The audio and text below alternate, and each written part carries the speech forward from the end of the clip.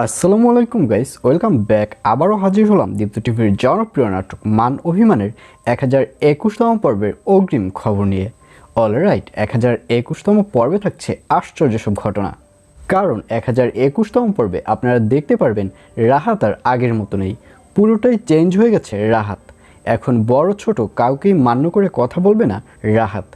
এমনকি রাহাতের শ্বশুরের সাথেও খুব বাজে ধরনের ব্যবহার করবে রাহাত, এবং রানু ফরহাদ সবার সাথে একটা বাজে ধরনের আচার আচরণের সৃষ্টি করবে রাহাত।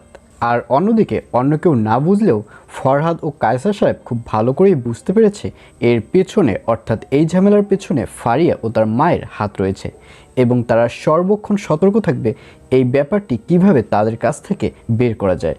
আর অন্যদিকে সবথেকে মজার ব্যাপার হচ্ছে ফারিয়ার মা শরীফুলকে সময় মতো টাকা না দেওয়ার কারণে শরীফুল আবারও ওই বাড়িতে গিয়ে হাজির হবে 1021তম পর্বে। মান অভিমান নাটকের 1021তম পর্ব প্রচারিত হবে আগামীকাল 27 তারিখ, অর্থাৎ 27 জুলাই বুধবার সন্ধ্যা 7:30 শুধুমাত্র দীপ্ত টিভি ইউটিউব চ্যানেলে। তো ভিউয়ার্স, মান অভিমান নাটকের প্রত্যেকটি এপিসোডের আপডেট খবর ও সময়সূচি সবার আগে পেতে অবশ্যই আমাদের চ্যানেলটি সাবস্ক্রাইব করে রাখুন।